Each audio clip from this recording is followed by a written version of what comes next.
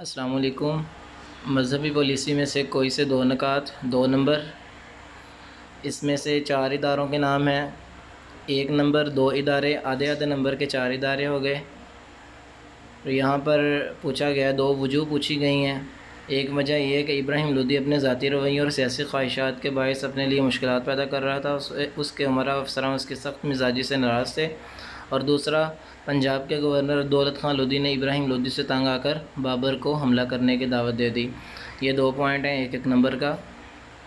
اس کے بعد یہ عمارات کے نام ہیں، 4 عمارات کے نام لکھنے ہیں۔ کوئی سے بھی 4 لکھ دیتا ہے بچہ تو اس کو 2 نمبر جائیں گے۔